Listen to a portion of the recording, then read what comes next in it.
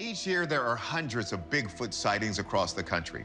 Some people devote their lives to the pursuit of the creature. While there's no conclusive proof Bigfoot exists, when some new evidence pops up, you can bet we're going to check it out. Just now, a chilling revelation emerged from Alaska's Mount McKinley, shedding light on the lethal Sasquatch. Known as the snowman, this beast with piercing white eyes and enormous claws haunts the icy wilderness, cloaked in thick fur, ideal for the fierce mountain cold. Tales suggest it could be the last of a rugged ancient human line, enduring through the harsh centuries. They're actually up to 6 feet apart. And when you think about that in comparison to the size of the animal that creates them, the animal would have to be around 15 foot tall. What startling truths about this ancient giant are still hidden in the snow? Tune in and get ready to dive into the icy heart of Alaska's frozen mystery, where the unknown waits in the dark. The Yeti's secret world. Bigfoot, also called the snowman, is one of the most mysterious creatures out there.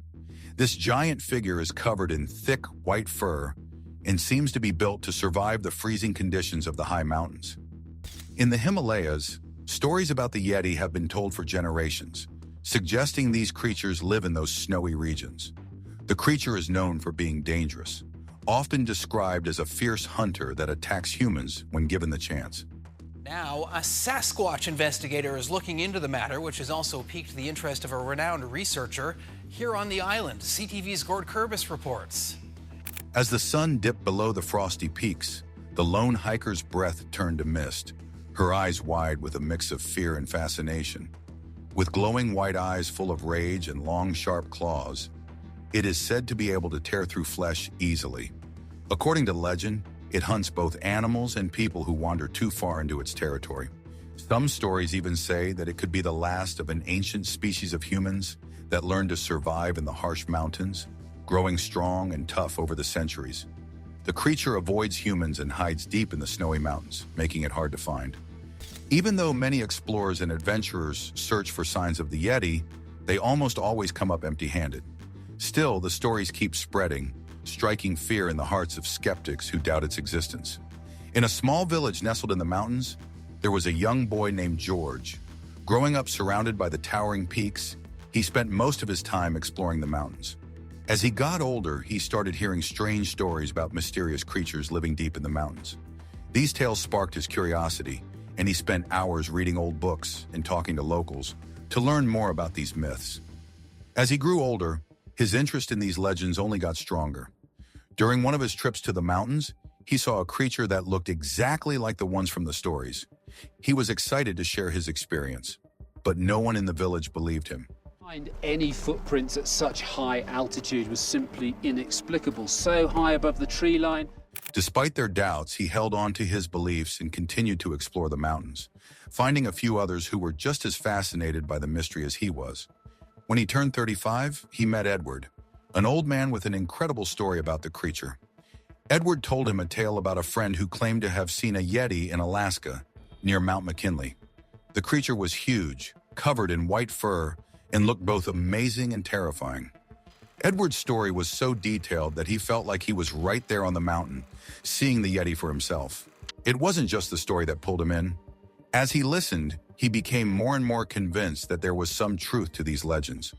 Although there was no way to prove the story, he left that conversation feeling more determined than ever to uncover the truth. For 3 months, he prepared for a new journey. He read ancient books, studied maps, and listened to every local legend he could find. While his friends were too scared to join him, he wasn't discouraged. With his wife supporting him, he felt ready to face whatever challenges were waiting for him on his quest to uncover the truth.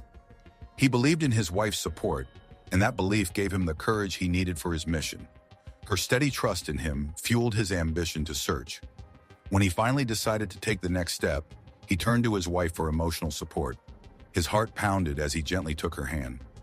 After a tough decision, George faces a new challenge that tests his courage: an exploration into Alaska's unknown. In the vast and unpredictable wilderness of Alaska, George's love for adventure and the unknown led him on a quest that few would dare to undertake. The plan to search for Bigfoot, a creature shrouded in mystery and folklore, was more than a mere expedition. It was a journey into the depths of his own determination and courage. The story began with a heartfelt farewell between him and his wife. Her unwavering support was the cornerstone of his resolve.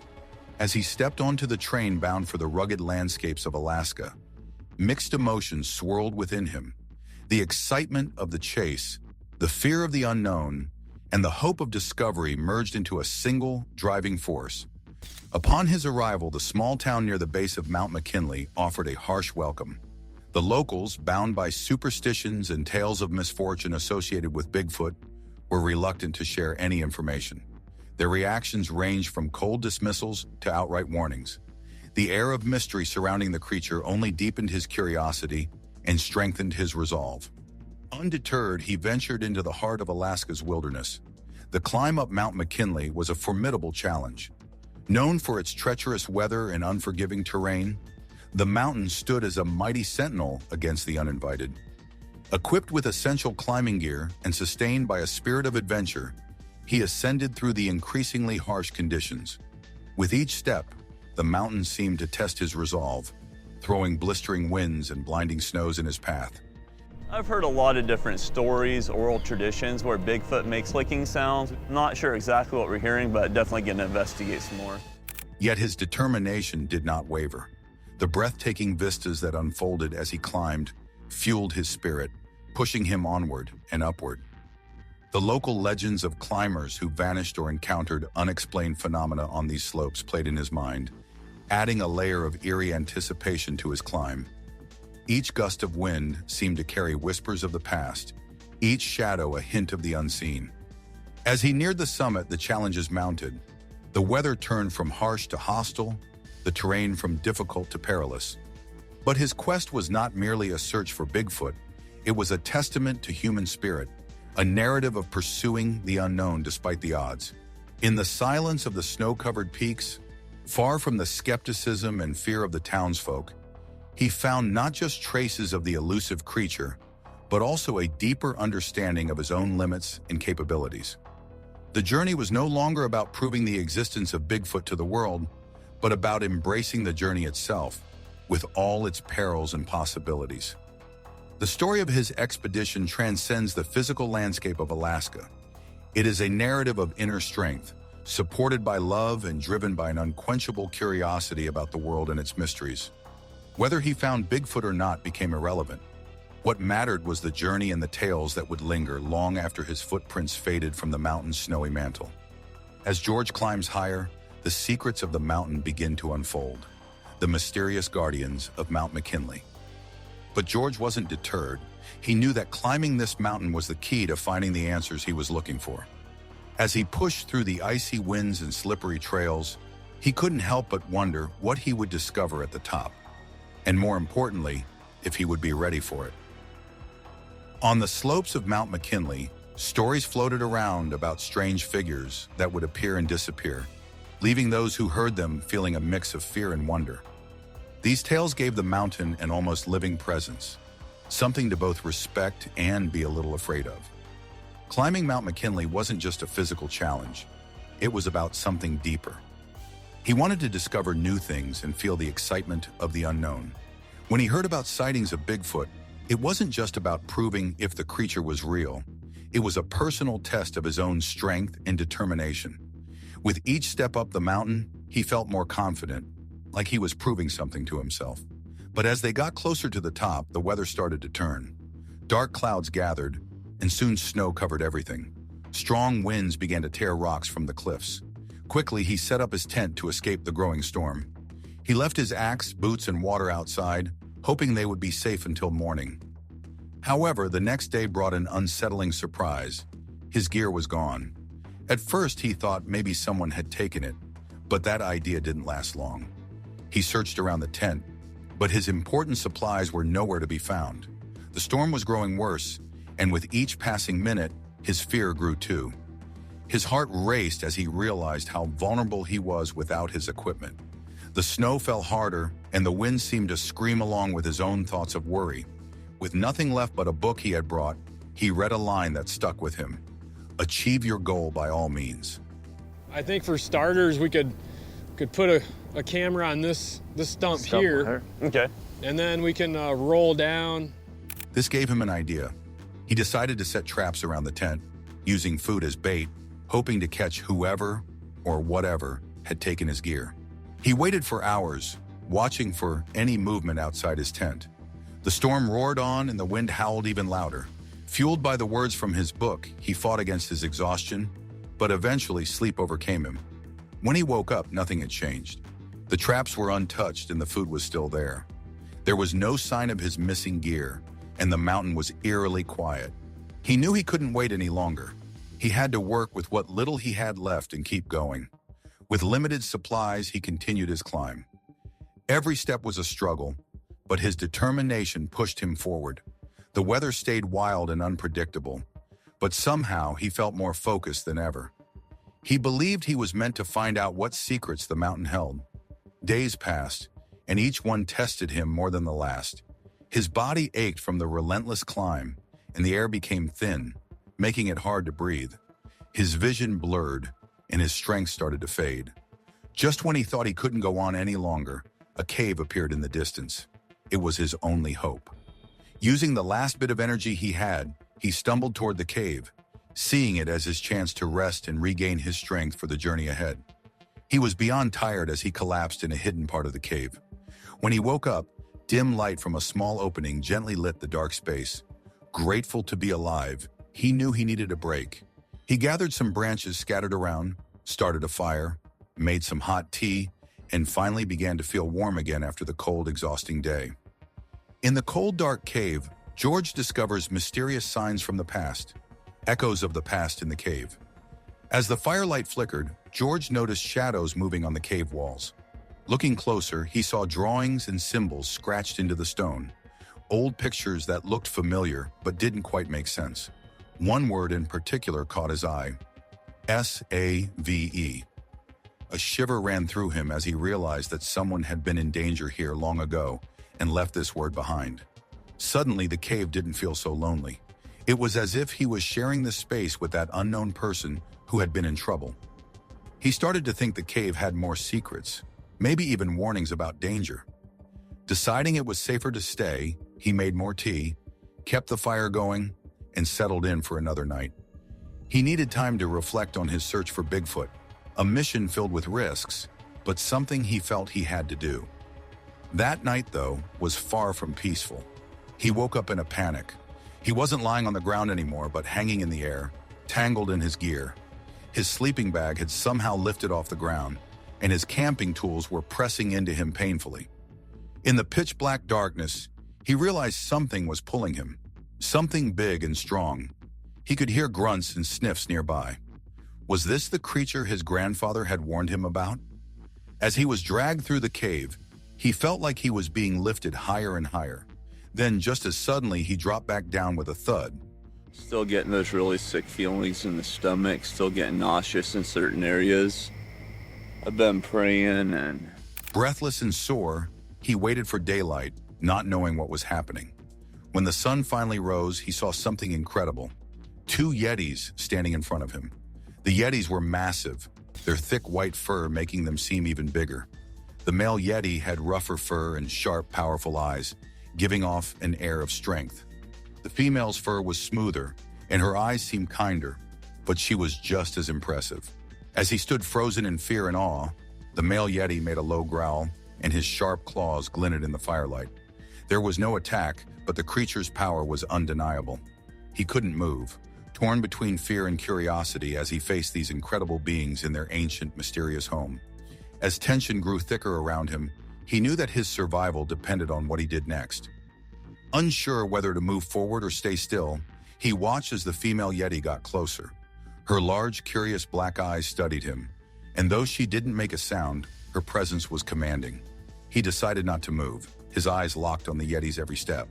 He felt exposed and vulnerable, knowing how powerful the creatures were, but he stayed determined. Suddenly, the male Yeti rushed at him with a loud roar, its claws shining in the dim light. In an instant, it grabbed him, lifting him with ease and causing him to scream out in pain. Alone in the remote mountains, his cries went unanswered. The creature's grip tightened, its sharp claws digging into his skin, drawing blood. With each passing moment, his hope of escape grew smaller, and he realized just how bad things had gotten. They have a vocal mechanism so more expansive than ours. It's much more complex than ours. They can create some sounds that you would just not believe.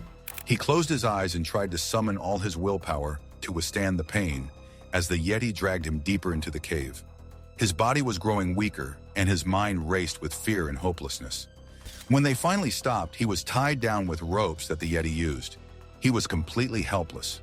The Yeti looked at him, almost as if it was trying to figure out what he was doing there. Trapped and desperate, George encounters the unexpected, hoping for a way out.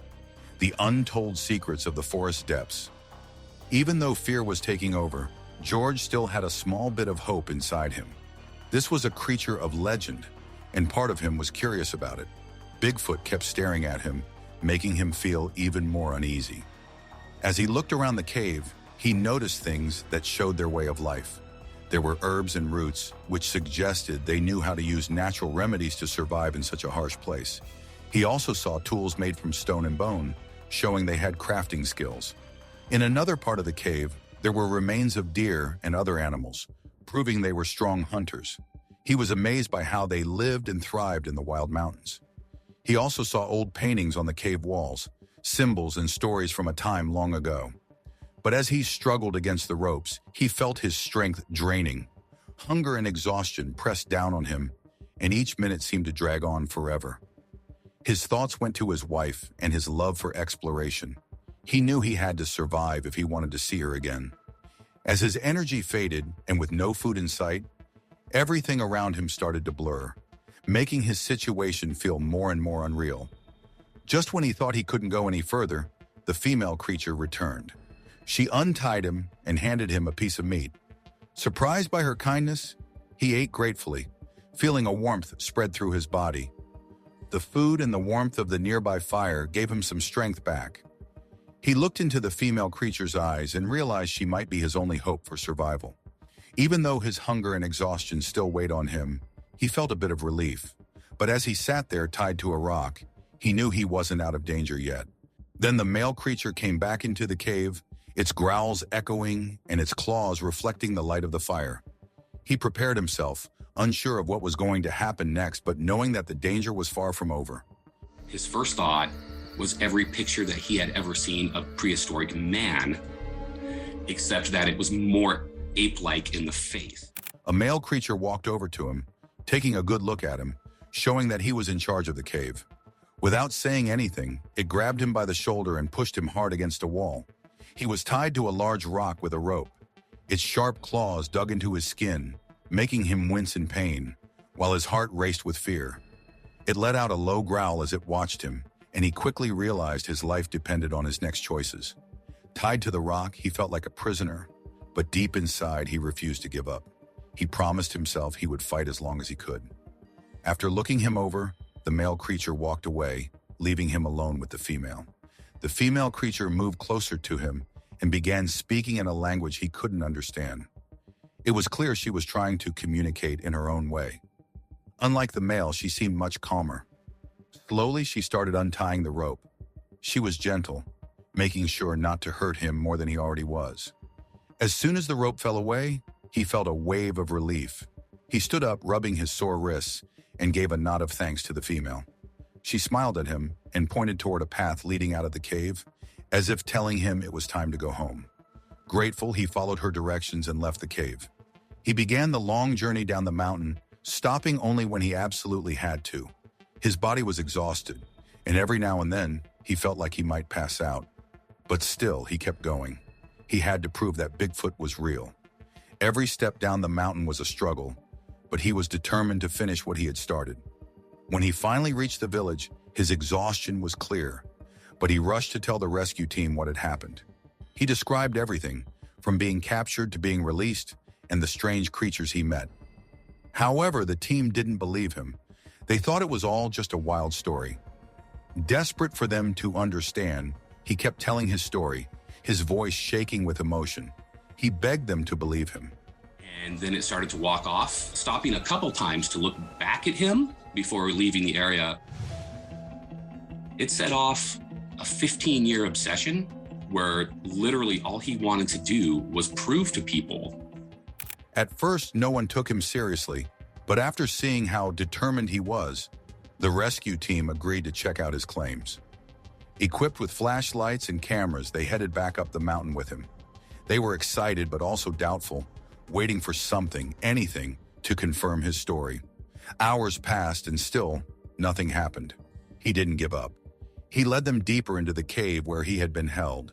Inside, they found strange markings and drawings on the cave walls.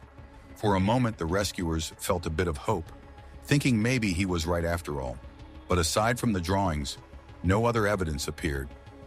As the hours went by, the team grew tired and skeptical again. His hope was starting to fade, but he still begged for more time. They agreed to stay, but warned him they couldn't keep searching forever. In the end, the lack of real proof made the rescue team give up. They returned to the village, leaving him to deal with his story on his own. Back in town, not only did people doubt him, but they also worried about his health. He was so worn out that he needed to stay in the hospital. But even there, he kept sharing his story with anyone who would listen. Despite the doubt and the doctor's concerns, he held on to his belief. He was sure that one day he would prove Bigfoot was real. Thanks for watching. Do you think he'll ever prove Bigfoot's existence? Comment your thoughts below, and don't forget to subscribe for more.